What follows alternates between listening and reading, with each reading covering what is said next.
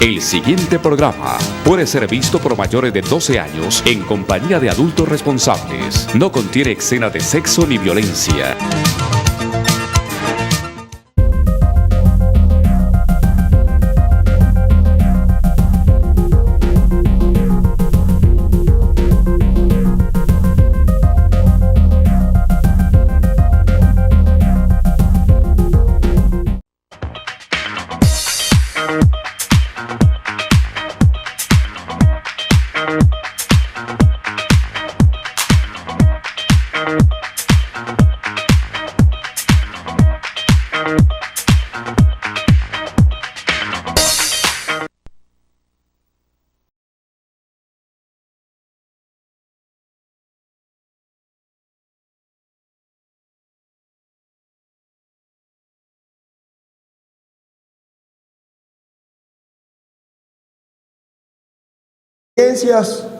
Que sirven para que se analice la situación tanto regional, territorial, nacional e internacional. En este caso particular y concreto, tal como les informé el sábado pasado, trataremos el tema sobre la consulta popular que viene impulsando el gobierno, que es de origen gubernamental. La consulta popular es un mecanismo de participación ciudadana que está previamente estructurado en la Constitución colombiana, en el artículo 103, y permite, a través de varios mecanismos que existen, que se pueda consultar. En este caso, el presidente de la República optó por la consulta popular, que es ponerse en contacto con la misma comunidad, porque ustedes entenderán que el artículo 3 de la Constitución, en los principios fundamentales, que son 10 artículos que constituyen los principios, o sea, la base, o sea, la estructura, o sea, la simiente sobre la cual descansa el mandato constitucional. Esa Constitución del año de 1991 preceptúa en el artículo 3 que la soberanía no reside sino en el pueblo, porque la Constitución de 1886 decía que el poder, mejor dicho, la soberanía residía en la nación, y de ella emanaban todos los poderes. Y decía más adelante que en la soberanía, si bien es cierto reside en la nación, el representante de la nación es el presidente de la República. En consecuencia, el soberano era el presidente. Y por eso el presidente, una vez que se elegía, nombraba a sus gobernadores. Y luego los gobernadores tenían la facultad de designar a los alcaldes, y en muchas ocasiones llegaron gobernadores a departamentos que nunca habían conocido el territorio, que no conocían la idiosincrasia de la gente, y llegaron inclusive aquí al Valle del Cauca, y en el Valle del Cauca se nombraron alcaldes, digamos, por no decirlo sino de esta manera, para que fueran alcaldes a Buenaventura, un alcalde de Palmira, o un alcalde ¿qué le digo yo?, de Candelaria o de Pradera, pero que nunca había conocido el mar. Entonces esas situaciones no se podían dar. Entonces en Nariño era peor, nombraban de alcaldes en Tumaco a personas que eran de Pasto, que nunca habían ido al mar.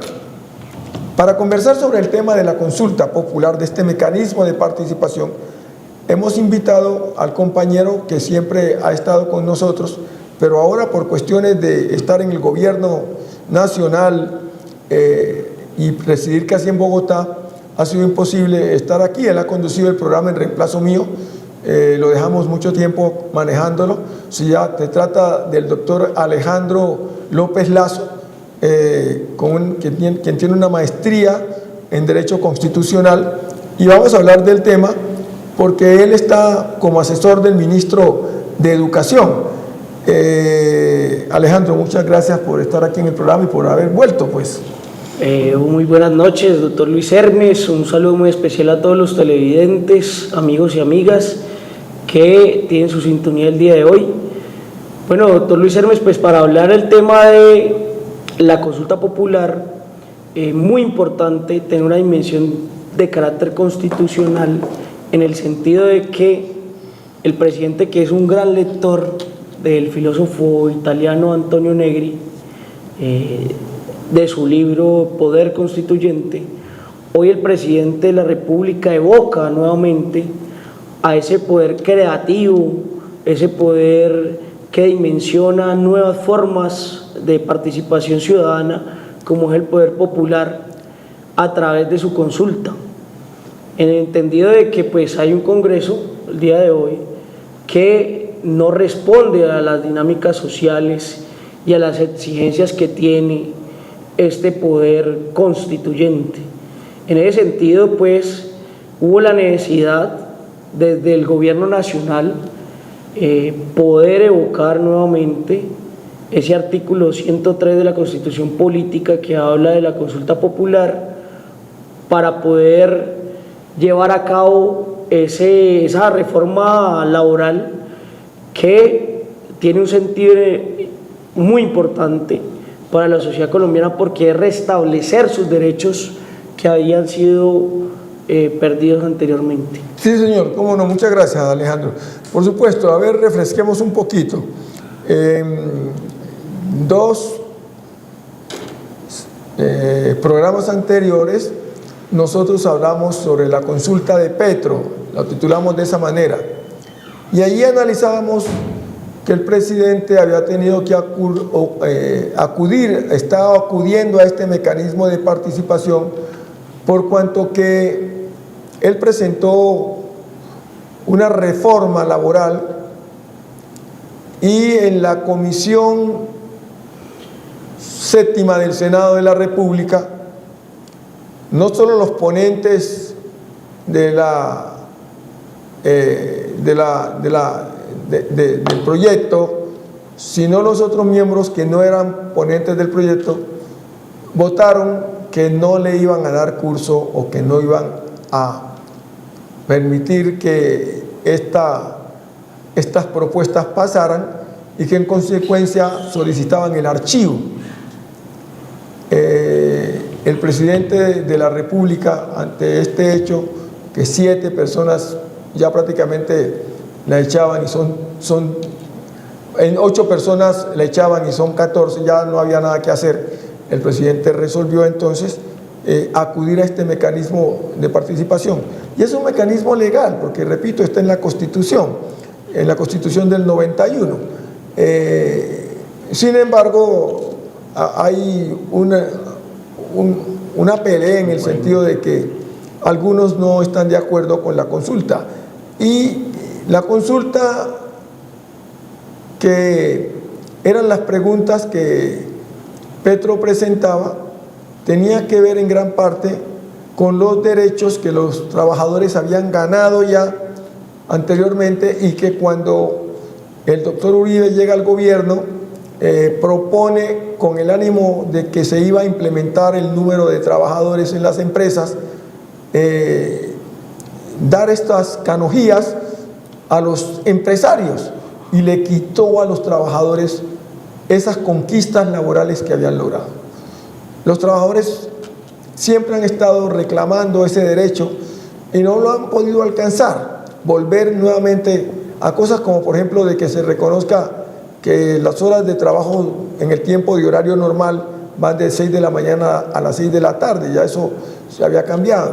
En consecuencia, y con eso hay otra serie de prebendas que el gobierno, que los trabajadores perdieron. Por ejemplo, mire usted, los pensionados perdieron la mesada 14, que es un derecho pues que estaba en la Constitución, perdón, que estaba en las conquistas que los trabajadores habían hecho, y perdieron, entre otras, la mesada 14.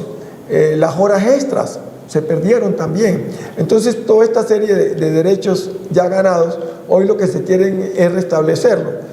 Y por supuesto, algunos pues se de pronto que tienen compromiso, no sé de qué índole, han estado negándola. El presidente acude a este mecanismo y pues cita a una gran reunión para el 1 de mayo del presente año, lo cual se hizo en la Plaza de Bolívar, en Barranquilla, en Cartagena, en Cali, en varias ciudades del país, con el ánimo de saber el respaldo, porque aquí se está dando un toque de fuerzas entre quienes van a respaldar las 12 preguntas que el presidente va a presentarle que el presidente le presentó al Senado de la República, y el pueblo que va a votar. Vamos a ver cómo es la cosa. ¿Cómo miras tú, Alejandro, lo que pasó el 1 de mayo? Bueno, primero que todo, doctor Luis Hermes, es una manifestación apoteósica que de alguna manera pone el tablero en favor del gobierno nacional, en el sentido de ese apoyo popular masivo en las calles que ha tenido el presidente Gustavo Petro. Eso, digamos que contraviene lo que ha venido planteando el Congreso de la República, que desde mi perspectiva ha tenido un bloqueo institucional con el presidente Gustavo Petro, en razón de que la mayoría de sus propuestas gubernamentales que han pasado por el Congreso han sido rechazadas. Ahora bien, es importante nuevamente tener en cuenta pues las lecturas y la diferenciación que debe tener la ciudadanía entre el poder constituido y el poder constituyente. El poder constituido es ese Congreso de la República por el cual votó la ciudadanía colombiana, pero hay un poder constituyente que está por encima de ese poder constituido, que es el poder popular. En tanto, el presidente Gustavo Petro, al tener ese bloqueo institucional que he mencionado anteriormente, evoca al pueblo, va al pueblo, utiliza formas de movilización ciudadana para poder llevar a cabo sus reformas sociales, en razón de que no ha podido sacar adelante su programa gubernamental. Sí, claro, cómo no. Entonces el presidente, como usted lo dice, cita al pueblo, convoca al pueblo para que el pueblo, que es el soberano, se informe de lo que piensa hacer. Y el pueblo acude masivamente, la Plaza de Bolívar se ve abarrotada. Hacía muchos años no se veía la Plaza de Bolívar con tanta gente. Fue una cosa apoteósica, como usted lo dice, la presencia en la Plaza de Bolívar. Escuchemos un poquitico al presidente Gustavo Petro cuando llega hacia el mediodía, más allá del mediodía, a su discurso, a pronunciar el discurso al pueblo, cuando llega a hablarle al pueblo por la convocatoria que le había hecho. Esto dijo Petro. A ver si tenemos sonido.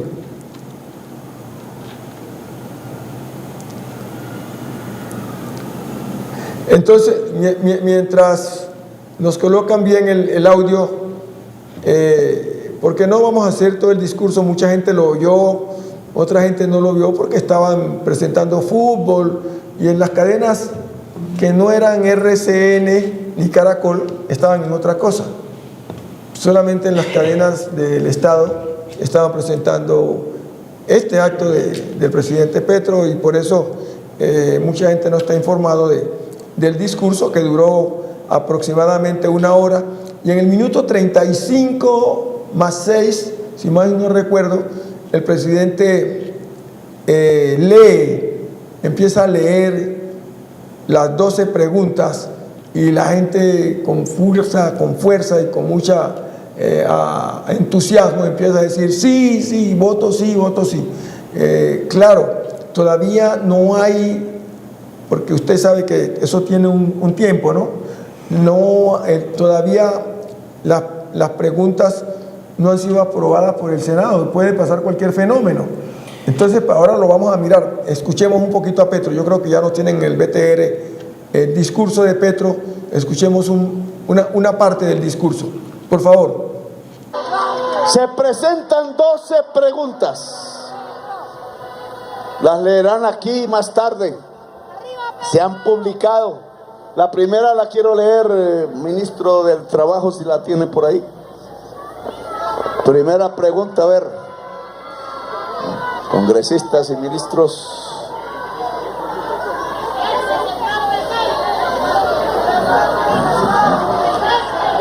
La primera pregunta dice: ¿está de acuerdo con que la jornada de trabajo, vuelvo a leer, está de acuerdo con que la jornada de trabajo dure máximo 8 horas y la jornada diurna sea entre las 6 y las 6 p.m.? Oigan. 2. ¿Está de acuerdo con que se pague un recargo del 100%, o sea, se doble el salario por el trabajo los días de descanso dominical o festivo? ¿Está de acuerdo con que las micro, pequeñas y medianas empresas productivas, preferentemente asociativas, reciban tasas de interés en materia de crédito e incentivos para sus proyectos productivos?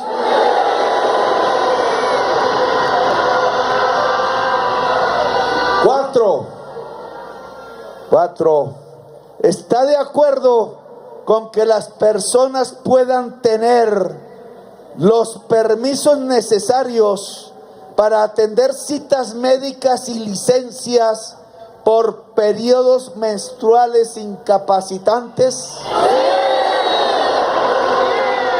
¿Está de acuerdo con que las empresas deban contratar laboralmente al menos 2 personas con discapacidad por cada 100 trabajadores? ¿Está de acuerdo con que los aprendices del SENA y de instituciones similares tengan un contrato de aprendizaje de carácter laboral?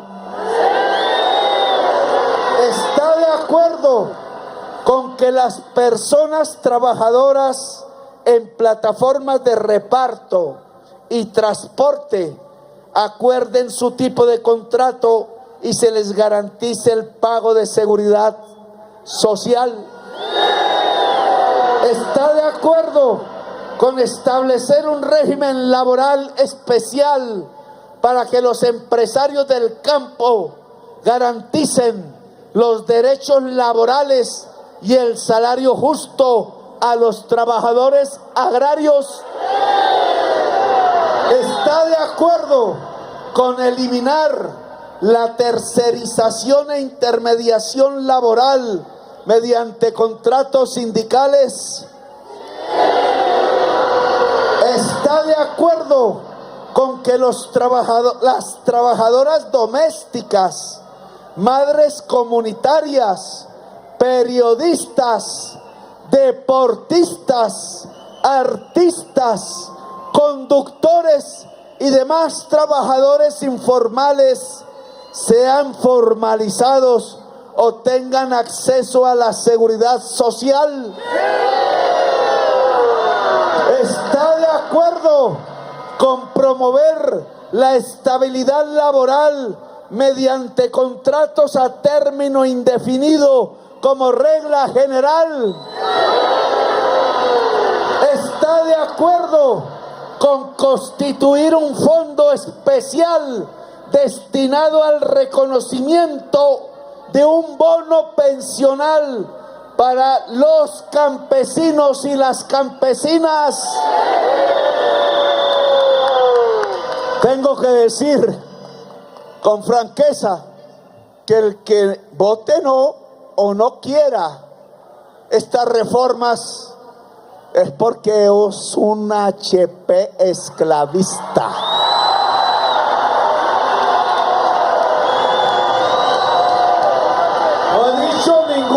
grosería, ojo. HP. Honorable.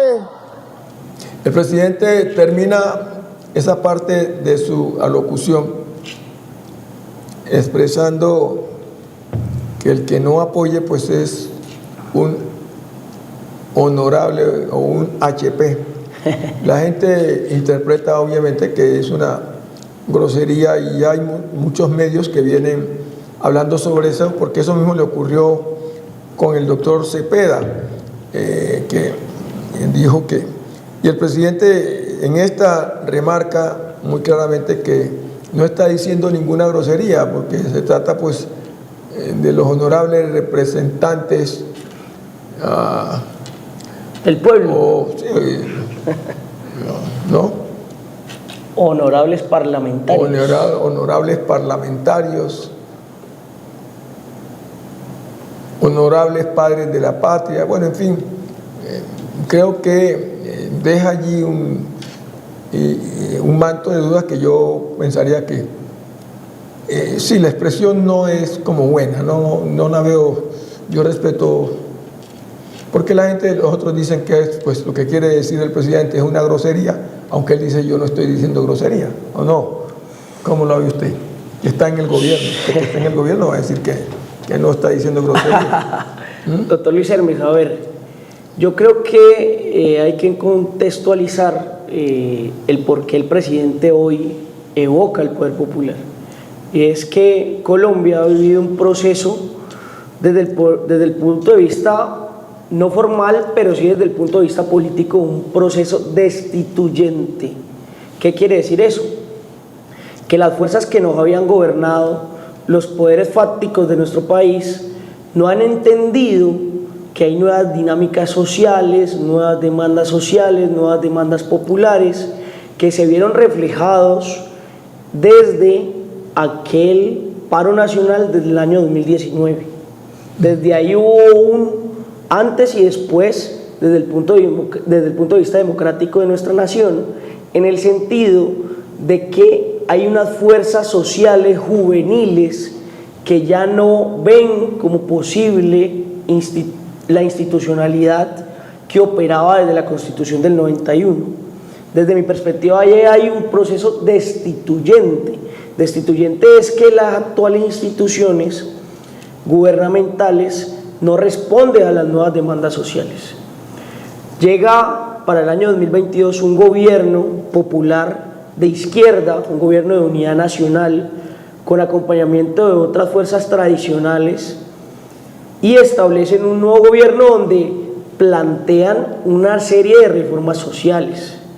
En tanto, este poder constituido y estas instituciones como el Congreso de la República no ha podido ni siquiera ser capaz de discutir en plenaria la propuesta de Gustavo Petro, en el sentido de que, por ejemplo, la reforma de la salud y la reforma laboral, el primer momento de la reforma de la salud fue rechazada en la Comisión Séptima y la reforma laboral fue rechazada en la Comisión Séptima igualmente. Sí. En tanto no dieron ni siquiera la posibilidad de discutir esta reforma. Ahora bien, a mí me parece muy importante el planteamiento que hace Álvaro Forero, que hay un establecimiento, hay unas fuerzas económicas históricas en nuestro país que no han sido capaces de establecer un diálogo con las nuevas fuerzas que hoy gobiernan el país. En tanto, lo que va a pasar después, y es que bloquean institucionalmente estas reformas sociales, lo que va a pasar es que va a haber un proceso donde se va a profundizar la democracia, donde estas fuerzas que no han podido expresarse institucionalmente y que sí lo han hecho en las calles, va a llegar el momento donde van a hacer o un nuevo estallido social o van a hacer un nuevo proceso donde sí va a haber un cambio institucional, y esto ya lo ha dicho el presidente. Sí. Tratemos de establecer un gobierno de conciliación donde podamos enmarcarnos en una ruta a través de las formas institucionales, pero si eso no va a pasar, tú sabes que lo que viene puede ser una revolución. Sí, el presidente en el discurso utilizó un simbolismo. Por ejemplo, el discurso le empieza y se pone guantes blancos. Ahí está, el presidente está con guantes blancos para hablar. Quiere decir como manos limpias. Luego el presidente se cambia de guantes y como había hecho llevar la espada, que eso no es una espada, es un sable, el sable del libertador Simón Bolívar para su discurso, se lo había llevado al pueblo para que el pueblo esgrimiera la presencia del poder. El presidente retira la espada y la muestra al pueblo. Eso es un simbolismo. Más adelante vamos a ver, yo no sé, mientras vamos hablando, si en el BTR nos consiguen la imagen y el momento en que el presidente cambia de guantes y muestra la espada al pueblo para decirle que con la espada del pueblo, con la espada o con el sable con que el libertador libró las batallas de la libertad, hoy se libran las batallas para alcanzar la conquista de los trabajadores. ¿Estoy equivocado en eso? Más o menos. Sí, doctor Luis Hermes, de alguna manera es el simbolismo de lo que representa la espada de Bolívar. Algunos evocaban aquella frase del libertador, de libertad o muerte, en el sentido de que o seguíamos anquilosados a los poderes coloniales que nos gobernaban en aquel entonces, o podíamos liberarnos. De alguna manera esto es como un acto casi litúrgico, religioso, simbólico, en el sentido de que Gustavo Petro evoca al libertador para decirle al pueblo, vamos por la libertad. En este sentido vería la libertad de los trabajadores que no han tenido en los últimos 20 años unos derechos que puedan profundizar el nivel de desigualdad en el cual está la nación. Sí, y entonces también habla mucho de los 100 años de soledad que el país debe volver. Ahí está levantando el sable, el presidente no lo ondea. Solamente lo muestra nomás al pueblo, porque muchas periodistas dicen que blandeó la espada y todas esas cosas. No, él no hizo eso. Él hizo eso que está haciendo allí, ahí lo estamos viendo. Eso es lo que hizo. Se lo mostró al pueblo, decirle al pueblo como simbolismo, esta es la espada con que se libraron las batallas para alcanzar la independencia, ¿no? Y aquí estamos nosotros, no con las armas, sino con las leyes, buscando la posibilidad de que los trabajadores conquisten los derechos que les pertenecen. Algo parecido. Sí, doctor Luis Hermes, yo quisiera hacer también, digamos, una disertación en este sentido, y es que Gustavo Petro termina llegando a la misma conclusión que llegaron los diferentes gobiernos progresistas en América Latina. Los grandes cambios que se realizaron en aquella época dorada del progresismo en Latinoamérica, con la llegada de Chávez, pasando por Evo, pasando por Pepe Mujica, hoy llegando pues al primer gobierno progresista de la presente década en Colombia, es que se hicieron a través del poder constituyente y no el poder constituido. Por eso la Constitución del 98 de Venezuela, por eso la Constitución del Ecuador con Rafael Correa en 2008 y también la Constitución boliviana fueron procesos que emanaron del poder constituyente y no del poder constituido.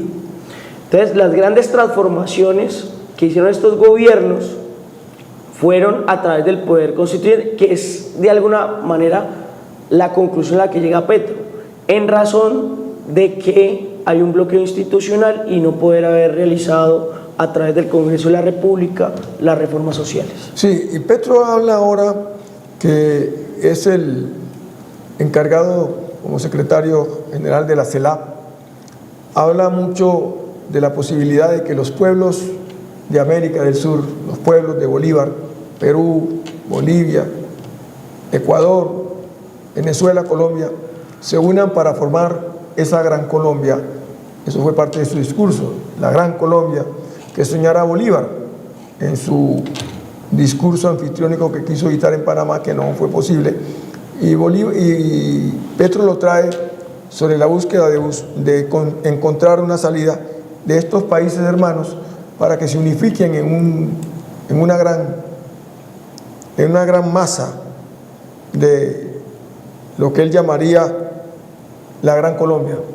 ¿Cómo te pareció esa parte? Sí, digamos que Petro se enmarca desde el punto de vista ideológico, primero con una dimensión en la cual se ve representado en Simón Bolívar, primero en su sentido de libertad, ¿sí? Es anticolonialista de alguna manera y se ha visto referenciado en su discurso desafiante a Donald Trump.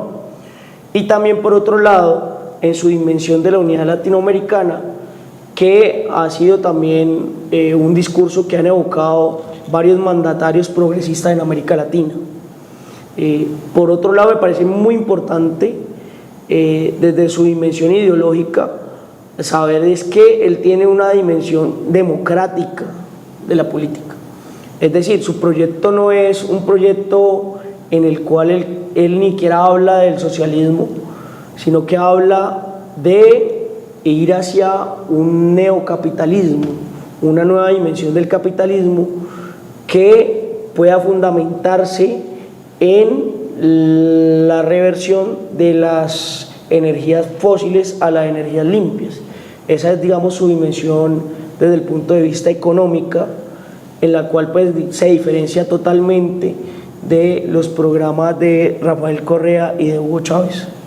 Sí, y él no habla legalmente, sí, él no habla de comunismo ni de socialismo, no, más bien son las ideas de Alfonso López, de Olaya Herrera, de Gaitán, lo reivindica a cada rato. Inclusive reivindica al hijo de Laureano Gómez, ¿sí?, en tanto a su crítica al régimen corrupto de la política en Colombia. Bueno, luego pasemos a otro tema. Ya después de que el presidente, en su extraordinario discurso de más de una hora, el presidente, 1 hora y unos minuticos, el presidente sale con la espada de Bolívar, o el sable de Bolívar,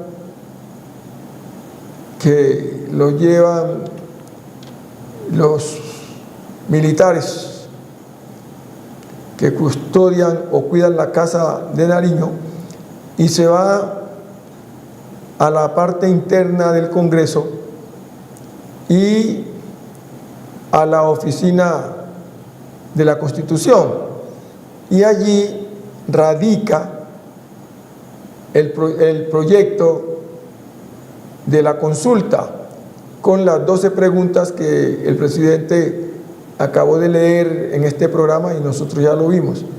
Allí el presidente hace la inscripción de sus propuestas, le recibe el secretario general del Congreso, le entregan la copia y el presidente vuelve a la casa de Nariño. Ahora vamos a analizar qué es lo que va a pasar. Resulta que aquí está el presidente, escuchemos al presidente aquí, está ya, y ahí está el señor secretario general del Congreso de la República, o sea, del Senado, para recibir las propuestas o el proyecto de propuesta que el presidente le está entregando al Senado de la República. Miren el discurso del presidente, ahí habla sobre cómo en esta parte, yo quiero que lo veamos, no hay ningún negro de este trabajo importante, de esta pintura, donde miremos, ¿qué va a decir? La Vetusta. Y este cuadro tiene otro cuadro imaginario dentro del recinto del Congreso, que es la Constitución del 91, la democrática, la republicana, la que habla de que somos una pluralidad étnica, multicultural, la que habla de la diversidad. Aquí no hay sino blancos, poco colombianos. En el cuadro de la Constitución del 91 lo que hay es la Colombia entera. Aquí llegamos con la espada de Bolívar. Aquí llegamos con el ejército de Colombia, hoy Ejército Libertador. Aquí llegamos con el pueblo. Llegamos con el pueblo, con la espada al poder. Pero no es un poder para mí, es un poder para el pueblo. El Senado de la República tiene su derecho a decidir, pero lo que se va a decidir no es de poca monta. Que nos olvidemos que esto es un día más de trasnochada del Congreso, de manipulación a veces, de filibusterismo en otras, o de simple agache o de tapar, o de firmar siempre leyes que terminan siendo leyes para los más poderosos de Colombia. Aquí llega la historia y el Congreso de la República y específicamente el Senado están convocados por la historia, no por Petro, no por el progresismo, por el pueblo que es su jefe, su mandante, su comandante. Ojalá, por el bien de Colombia, por el bien de las instituciones de la Constitución del 91, por el derecho que tiene Colombia a dejar de vivir los 100 años de soledad y ser una estirpe condenada bajo los cielos de la tierra, por el derecho a ser pueblo feliz, país de la belleza, el presidente de la República de Colombia no solo deja las preguntas de la consulta popular, sino que le solicita al Senado de la República permitir que el pueblo se exprese. Venimos con la espada, venimos con la guardia del Ejército Libertador, venimos con el pueblo, pero venimos desarmados. No vendremos armados otra vez, pero el pueblo vendrá por su poder. Gracias, muy amables. Ustedes allí se dieron cuenta las palabras del presidente. Venimos desarmados, pero el pueblo pues deja ahí un sinsabor, ustedes verán. Y quienes tienen que tomar la decisión de aprobar o no aprobar esta solicitud de consulta, una vez que en el campo del Congreso, y en este caso particular y concretamente en el campo del Senado, está el balón. Si el Senado dice sí, que es lo más probable que diga sí, lo tienen que hacer dentro de estos 29 días que le quedan, ya casi no les queda nada. 29, la norma dice que son 20 días y 10 días más, normalmente. O sea que no hay nada, es decir, no van a tener que hacer nada sino trabajar sobre eso. Porque no les quedan sino 29 días, porque estamos en mayo y trabajan hasta el 20 de junio. Sí. Entonces ya no les queda tiempo. Entonces tienen que resolver en estos días el darle el sí a esta solicitud. Una vez dado el sí, el presidente dispone de 8 días para hacerle conocer al Consejo Nacional Electoral. Y este Consejo tiene 4 meses. En esos 4 meses se empieza el juego político, como si fuera una elección común y corriente. Habrán personas que estén por el sí, habrán personas que estén por el no, habrán gente que está por el voto en blanco. Entonces sí, no, pero aquí es sí, no, y la gente tiene que votar sí o no. De los casi 40 millones y pico que hay, 40 y pico de millones que hay para votar, la norma dice que la tercera parte debe votar por el sí. la tercera parte. Esa tercera parte equivale a 13.650.000 votos más o menos que deben votar en este momento para que se apruebe la consulta popular. Si la consulta popular se aprueba, tiene que volver al Congreso. Pero ya el Congreso las tiene que afirmar, votar positiva, porque es el mandato de sus mandantes, que es el pueblo. Ellos no son sino unos derivados que tienen el poder constituyente o el poder del pueblo que se los entregó, porque todos los 50 y pico de millones no podemos andar legislando. Entonces, estos que somos los dueños del poder, nosotros que tenemos el poder, y el voto mío es igual al voto de Julio Mario Santo Domingo, y el voto del presidente de la República es igual al voto del pescador, o del que no sabe leer, o del embolador, es el mismo. Todos tenemos un solo voto, o sea, una partecita de poder, y es igualitico el poder. Entonces, tienen que votar que sí, porque es el mandato de ellos. Pero en el caso de que en esos 30, 29 días o 30 días no aprobaran, resolvieran no aprobar, porque se ponen a discutir más allá y no sé qué y no sé cuánto, el presidente desde ese mismo momento dispone de 3 meses, en el periodo inmediatamente siguiente puede convocar la consulta popular. Pero puede darse otro caso, que los honorables senadores, que el presidente dijo que eran unos HP, si votan no, pueden decir que no, y esa parte en la Constitución no está clara, no quedó clara. Ellos pueden votar que no, y si votan que no, pues niegan la consulta. El presidente no podría realizar la consulta. ¿Qué problema tan grave?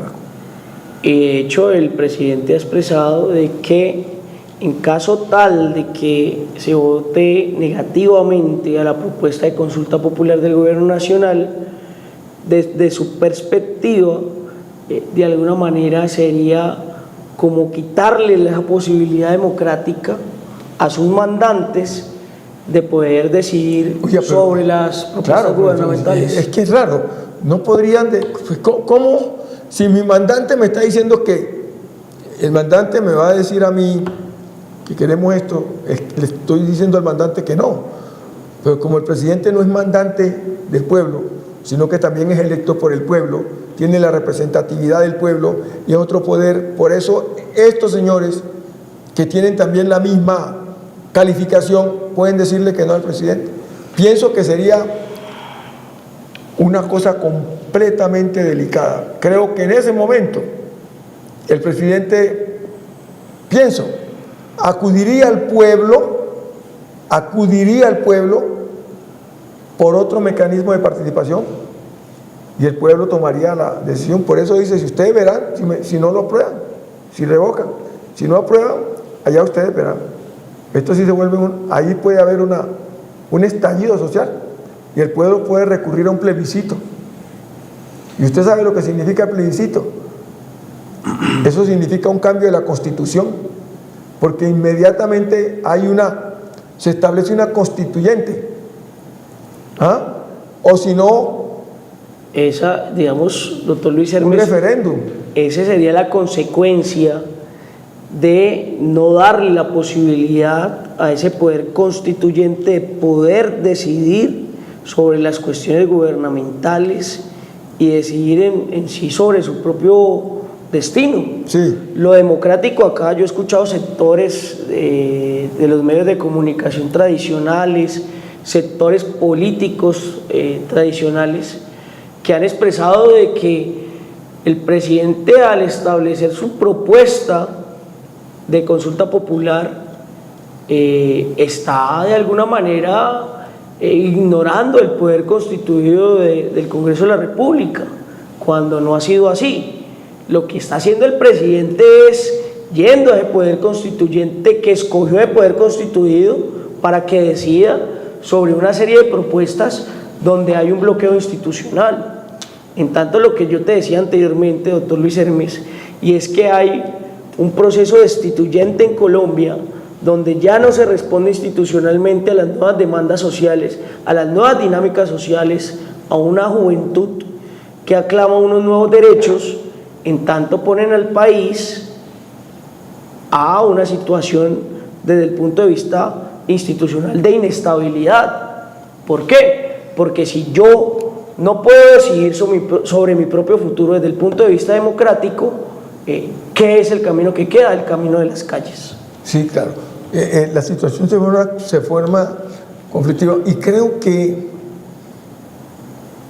al presidente le están dando juego, porque si uno analiza en estos últimos minutos que nos quedan,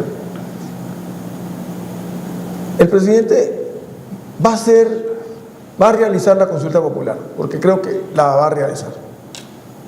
No sé cómo está el ambiente de los votos en el Congreso, pero los congresistas no van a ser tan bobos para no ir con la consulta. Claro, el Partido Liberal tiene otra propuesta, pero ya al presidente no le interesa la propuesta del Partido Liberal. El presidente lo que le interesa es que haya la consulta, para él saber mejor dicho, se adelantaron las elecciones, así de simple. Se adelantaron las elecciones del 2026, porque el presidente con esto lo que hace es saber cuánta gente tiene, cuánto pueblo tiene, cuánto pueblo es capaz de votar por el que diga el presidente, y entonces que sus ideas se mantengan en el próximo gobierno como hizo Uribe.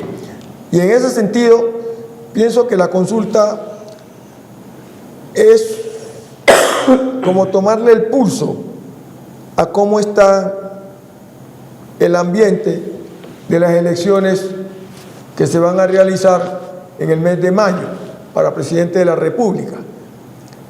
Y yo creo que de pasar la consulta y de pasar las propuestas, o todas 12 o la mayoría de las 12, el presidente se cuenta.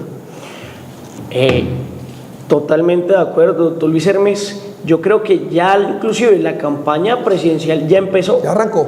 ¿Por qué? Uno ve las encuestas y la gente a favor de la consulta está entre el 56% y el 70% a favor de la consulta popular. Sí.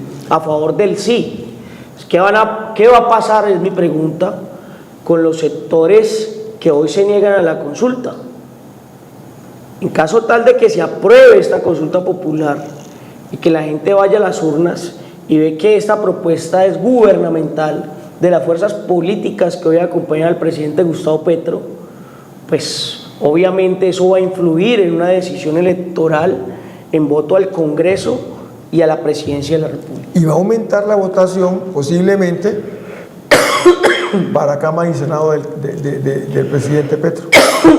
Y es que la gente, o sea, los sectores políticos tradicionales no han entendido algo, doctor Luis Hermes.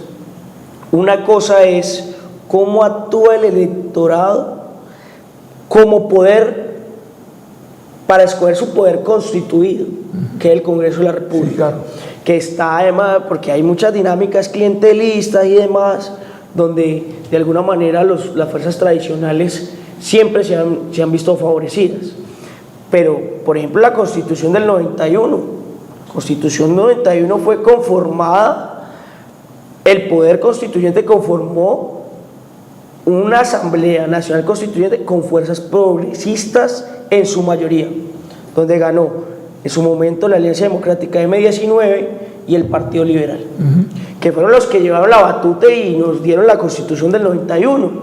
Ahí actuó totalmente diferente la ciudadanía como poder constituyente.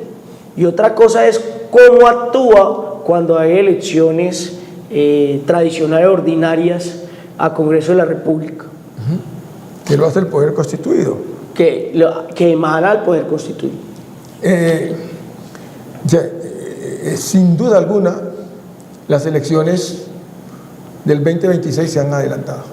El presidente empezó a tomarle el pulso a lo que va a pasar. Y si si el presidente logra ganar la consulta, vuelvo a repetir, puede aumentar el número de senadores y representantes en las elecciones del mes de marzo y prepara el escenario para las elecciones del mes de mayo, con el respaldo que recibiría de la gente que se siente satisfecha por haberle votado la consulta popular y haber ganado los trabajadores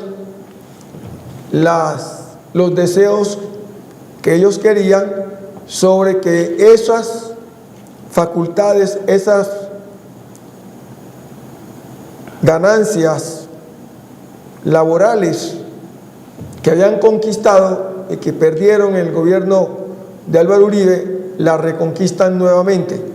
Esto va a ser una cosa muy importante. Creo que Petro es un hábil político y sabe hacer las cosas muy bien. Doctor, para terminar, tenemos 30 segundos. Ya para culminar el programa, doctor Luis Hermes, bueno, Petro de alguna manera... Es un zorro. Es un zorro. Es un animal político en términos aristotélicos y de alguna manera evoca hoy por hoy al poder constituyente, el poder popular, para que decida bajo la tesis de que no lo han dejado gobernar. Claro, le dieron papaya, así de simple. En tanto, a mí me parece muy apreciable los conceptos, por ejemplo, de Álvaro Forero Tascón, donde dice: hay un establecimiento que no ha tenido la madurez suficiente de poder conciliar con él para sacar adelante sus reformas sociales, que fueron los que ganaron en el año 2022. En tanto, hoy ya lo ponen en un panorama, de un escenario donde él está poniendo primero la discusión pública y segundo, con esas preguntas que yo creo que ningún trabajador en Colombia se negaría a aprobar. ¿Quién no va a estar de acuerdo con mejorar las condiciones laborales, salariales, en términos de tiempo, de horarios, con el trabajador colombiano? Muy bien. Yo creo que la mayoría de colombianos no se van a negar a esta propuesta y hoy pone la discusión política a su favor. Muy bien, muchas gracias, Alejandro, por acompañarme en este programa. A ustedes, pues compañeros allá en sus casas que estaban viendo, saquen sus propias conclusiones. Gracias, Alejandro, por estar acá. Muchas gracias, doctor Luis Hermes, nuevamente estar acá acompañándolo. Pues a la casa. Espero seguir asistiendo a este programa, en el cual pues he pasado varios años inclusive. Sí, señor. Aquí con todos los televidentes. Muy bien.